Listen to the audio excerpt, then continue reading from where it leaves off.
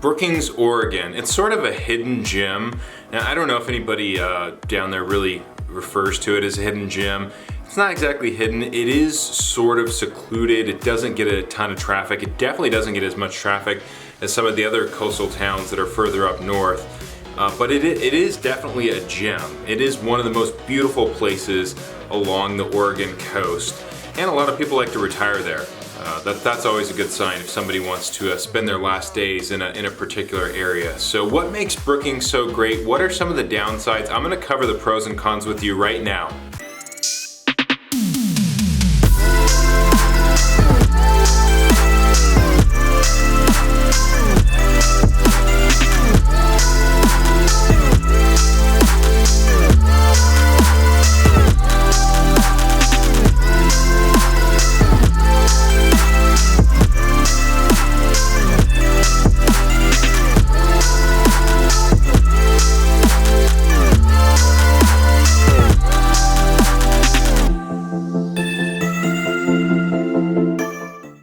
Hey everybody, Seth Marchant with Home Team Brokers here, coming to you from beautiful Brookings, Oregon today. If you're new to this channel, living on the Oregon coast, we show you what it's like to eat, sleep, play, work, and in this case, the pros and cons of Brookings, Oregon. Hit the subscribe button, tap the bell, make sure you get notified each time we drop a new video. We get people reaching out to us all the time that want to move along the Oregon coast, and we always love to hear from you. You can give us a call, send us a text, or shoot us an email, or you can even click the link in the description below if you want to schedule a Zoom with us. No matter how you get in touch, we've got your back when it comes to moving to the Oregon coast. All right, so on to our pros and cons of Brookings, Oregon. We're going to start with the pros first. And it gives me great pleasure to start a list of pros and cons with the town in Oregon and have a pro actually be the weather. So Brookings, Oregon probably has some of the best weather in the state of Oregon. Now, if you look at it on a map, it's not a surprise. It's down south, it's right there on the border. It's just minutes away, maybe 5 or 6 miles away from the California border. So you do kind of have that Northern California weather. But there is a little bit more to it than just being in one of the southernmost parts of Oregon, and that's called the Brookings effect, also known as the Chetco effect. Now, if you really want to learn about this, I would suggest Googling it or going to Wikipedia. I'm not going to be able to give you a scientific explanation that's going to give this justice, but essentially there is a mountain range, the Cascade Mountain Range, and you've got a basin as well that creates these pressure ranges along the west side of the Cascade Mountain Range that sort of pushes warm air from California up into Brookings and up the Chetco River. And according to Wikipedia, that can happen year-round. So that can happen in the wintertime, happen in the summertime, and that can give you some really, really warm weather. So much so that you can see temperatures, apparently, I've never experienced this, but from what I've read on Wikipedia, 40 degrees higher along the Chetco River in Brookings compared to some of the surrounding areas. In fact, in July of 2008, Brookings recorded a temperature of 108 degrees Fahrenheit, which was the highest for that day in the state of Oregon. So some call it the banana belt of the state or of the coast. I don't know if it's really a banana belt.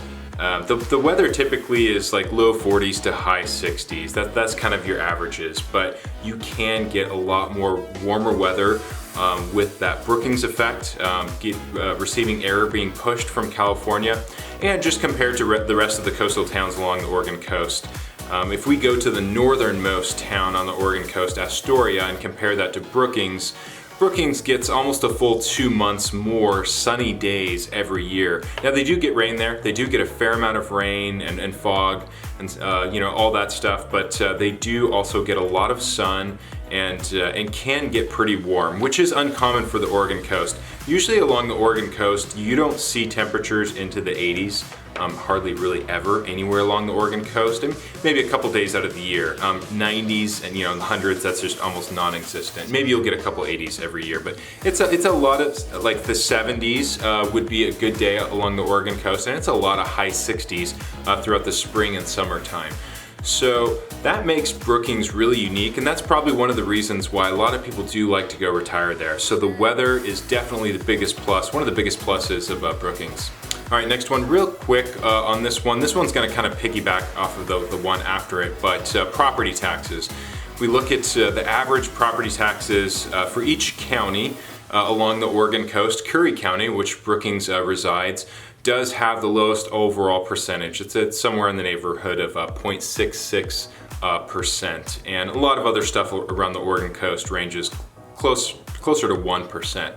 So you do save a little bit on property taxes. And to piggyback off of that, our next thing on the list is cost of living. Now, cost of living in Brookings, for the most part, is lower than the rest of the state of Oregon, but I think probably even more relevant given its location and given where it gets some of its traffic from, California. If you compare Brookings to a California, then your cost of living is dramatically less. Now, if we compare the cost of living from Brookings to Portland, the largest city in the state of Oregon, you're gonna see that everything is less, including the housing. This chart that you're looking at here, it's maybe about a year or so old, and as you probably know, the housing market's been pretty crazy. So housing now is closer to 500,000 than it is 400,000 in Brookings, maybe somewhere around the range of 470 or so, with that value going up about 20% over the past year. Now, if we compare that to, in this case, I chose Los Angeles, could have chose the Bay Area. Brookings might be getting a few more people from San Francisco, the Bay Area, but I didn't want to choose the most expensive place in California. Not that Los Angeles is a whole lot different, but looking at Brookings compared to Los Angeles, and especially the housing, that really jumps out to you. The housing is going to be probably somewhere in the neighborhood of twice as much money in a Los Angeles County than, say, a Curry County. Aside from your housing, pretty much everything is going to be less. And actually, if you really want to dive into that, we do have a video that's cost of living for the Oregon coast compared to California. You can click the link right here if you want to check out that video as well. And the reason why, again, we mentioned California is because a lot of people come from California to the southern Oregon coast, or just come from California to Oregon in general. So that's probably going to be most relevant. If you're somebody coming from the Midwest, Brookings might have a higher cost of living, but it's probably not going to be by much. All right, next on our list, just simply the rugged and pristine beauty of Brookings. It truly is one of the most beautiful parts of the Oregon coast. And if you look at a map, going back to my comment about it being a hidden gem, if you look at a map of Oregon, a lot of Oregonians do like to travel to the Oregon coast, whether it's a day trip or a vacation home or some sort of extended stay. Looking at a map, you can see our largest city, Portland. People from Portland can head just directly west and get to an Astoria, a Cannon Beach, a Seaside. And then when you go south, then you see like Salem, Corvallis, Albany, Eugene. All of these bigger towns kind of have a westward, almost sort of straight shot to the Oregon coast, where that's not really the case with Brookings. So southern Oregon, you've got Grants Pass, you've got Medford. There's not exactly a straight shot to get to Brookings. You'll either have to go up north and then come back down south, or you'll have to go down south into California and then hit the 101 to come back up north to Brookings. And the reason being is because you've got the rogue Siskiyou National Forest in between Brookings and the towns that are east of it, which is a very, very remote area. Very few roads, there's pretty much no roads in there, logging roads, stuff like that.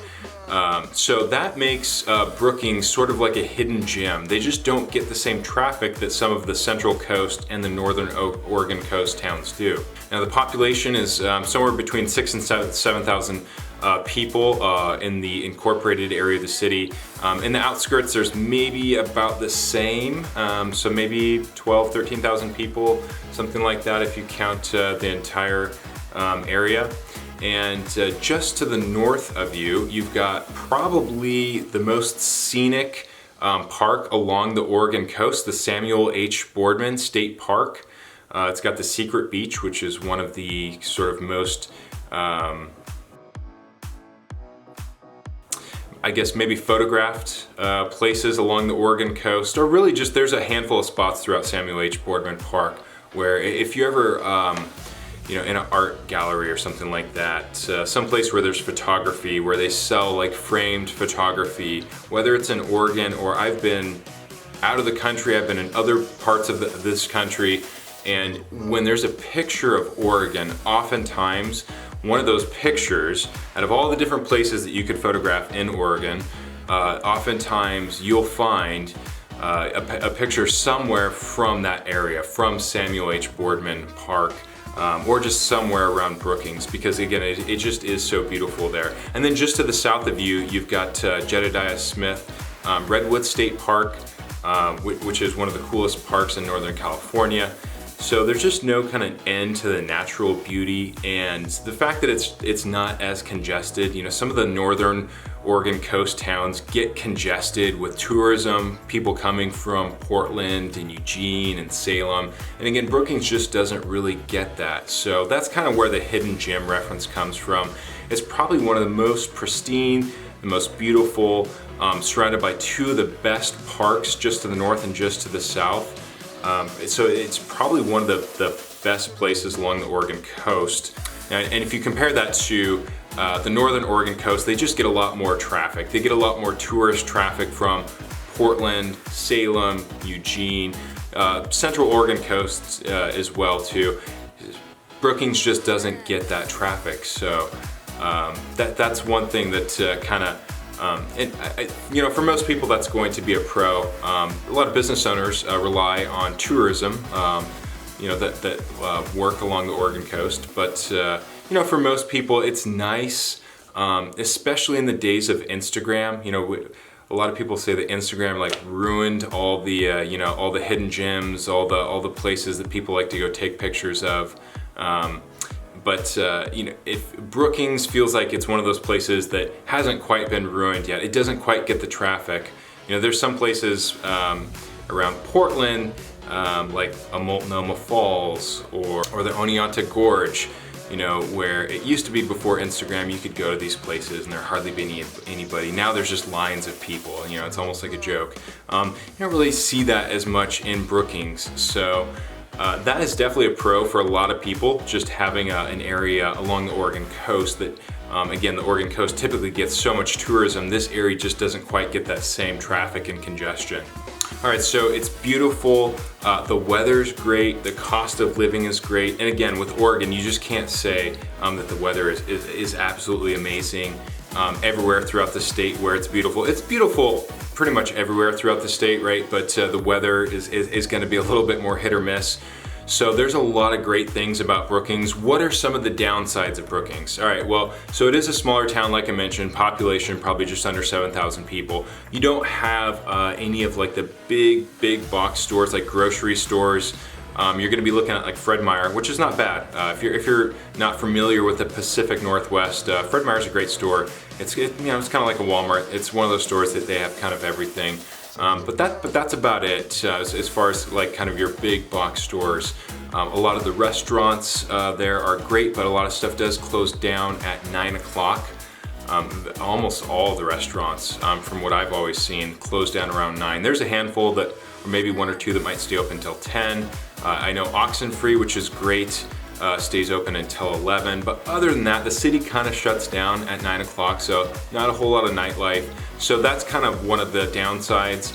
Or if you're a retiree, maybe it's not a downside for you, but those are some of the downsides with some of the smaller towns. Is you don't have the shopping, the amenities, things don't stay open as late. Same with the hospital. They've got an ER there, but your general hospital, your major hospital, is going to be about half an hour to the north in Gold Beach. Or you can go down to California in Crescent City. That's also maybe 30, 45 minutes, something like that. So you do kind of get some of those downsides with a smaller town. And then those are probably some of the bigger downsides with Brookings. Other than that, again, being a retirement town, being a smaller town, limited job opportunities. So if you're looking to move to that area, you're definitely going to want to figure out what employment is going to look like. Now, I'm sure you can find a job there. I checked Indeed, they're hiring. I mean, people are hiring all over the place, but to actually find, the type of work that you want with the income that you want, you'll definitely want to make sure that you have that dialed in before you move here. Maybe you can work remotely. A lot of people working remotely, so that might not be an issue for you. But for the younger people, where job opportunities and growth and stuff like that's important, Brookings might not be the best spot for you. All right, so that's all that I've got for now. If you're thinking about buying or selling anywhere in the state of Oregon, if you need help finding a place along the Oregon coast, give us a call, send us a text, shoot us an email, or you can even click the link below to get into our calendar and schedule a Zoom. If you're coming from out of state, that's usually where we start, is with a Zoom. No matter how you get in touch with us, we've got your back when it comes to moving to the Oregon coast. Take care, everyone.